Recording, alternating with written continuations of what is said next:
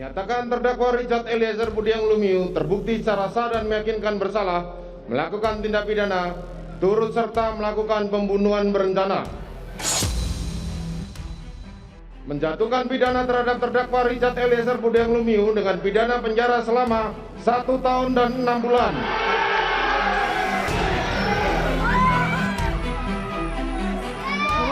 Sorak-sorai pendukung dan kuasa hukum Eliezer sontak bergemuruh di Pengadilan Negeri Jakarta Selatan, Rabu 15 Februari kemarin. Barada Eliezer divonis hukuman 1,5 tahun, jauh lebih ringan daripada tuntutan jaksa, yakni 12 tahun. Terima kasih dukungan publik, terima kasih dukungan doanya. Kita memperjuangkan keadilan buat Richard, bukan buat siapa-siapa, tapi buat Indonesia.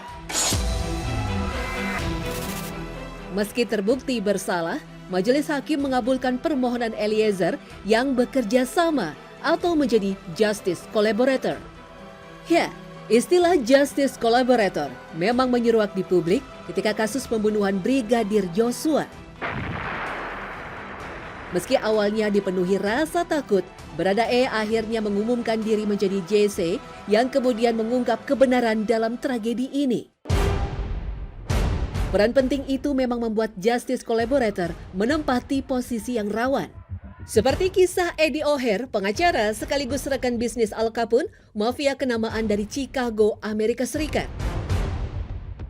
Awalnya O'Hare hanyalah pengacara biasa dari St. Louis, tetapi kedatangannya ke Chicago membuat ia bertemu dengan Al Capone yang tertarik dengan kemampuan O'Hare mengakali hukum. Al Capone sendiri adalah pemimpin dari Chicago Outfit, sebuah sindikat kriminal yang menguasai penyelundupan alkohol, perjudian, rentenir, dan prostitusi. Kejahatan Al Capone sendiri dinilai sukses karena dia punya kemampuan menyuap penegak hukum di wilayah Chicago. Nama Al Capone sendiri mulai masuk ke radar penyidik federal atau FBI sejak peristiwa berdarah di hari Valentine. Saat itu, dia dengan kejam memerintahkan anak buahnya mengeksekusi 7 anggota geng lawan tepat di tanggal 14 Februari 1929. Meski begitu, Al Capone lolos dari dakwaan setelah dia terbukti sedang berada di rumahnya ketika pembantaian tersebut berlangsung. Tetapi, polisi tak patah arang. Agen polisi Chicago Elliot Ness dan rekannya, Frank Wilson, terus berusaha untuk mendapatkan Al Capone dari celah manapun. Ness membentuk kelompok agen yang disebut-sebut sebagai The Untouchable atau yang tak tersentuh. Di tengah maraknya korupsi dan penyuapan di kalangan penegak hukum Chicago, kelompok Ness ini memang dikenal anti suap. Bahkan, anggota Al Capone menawari Elliot Ness $2.000 per minggu asalkan dia bersedia menutup mata terhadap penyelundupan alkohol. Jika dikonversi sekarang, nilai itu bahkan setara dengan $500 miliar. Tapi Ness tak bergeming. Dia bahkan terus-menerus mendesak geng Chicago Outfit dan menggerebek tempat-tempat vital seperti pengolahan alkohol. Tapi sayangnya, semua itu tak bisa menjerat Al Capone yang memang terkenal sangat licin.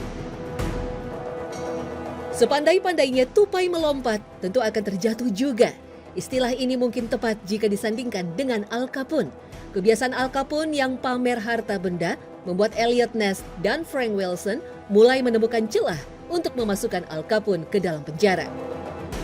Pasalnya, meski terlihat sangat kaya raya, Al Capone tak pernah sekalipun melaporkan ataupun membayar pajak. Saat itulah peran O'Hare menjadi vital. Konon, demi menyelamatkan diri dan juga anaknya, O'Hare meminta seorang reporter untuk mempertemukan dirinya dengan Frank Wilson. Dari situlah, O'Hare mengarahkan penyelidikan kriminal Al Capone mengarah pada penggelapan pajak. Bahkan O'Hare juga menjadi pemecah kode dalam buku akuntan Al Capone yang rumit di mata penyidik. Selain itu, O'Hare juga menjadi informan berharga bagi hakim ketika Al Capone diduga telah menyuap juri-juri di peradilan. Akhirnya, meski tidak bisa membuktikan kejahatan pembunuhan dan penyelundupan, Al Capone pun berhasil dipenjarakan atas dasar penggelapan pajak. Tapi sayangnya, karena keberaniannya mengungkap kejahatan Al Capone, O'Hare menemui takdir dengan cara yang tragis. Dia terbunuh di tangan 2 orang bersenjata ketika sedang mengendarai sedannya di Rothwell Street, Chicago. Beberapa tembakan itu menewaskan Eddie O'Hare seketika. Mobilnya baru berhenti setelah menabrak tiang di pinggir jalan. Konon, pembunuhan itu diotaki Frank Nitti, rekan Al Capone yang juga merasa terancam dengan keberadaan O'Hare.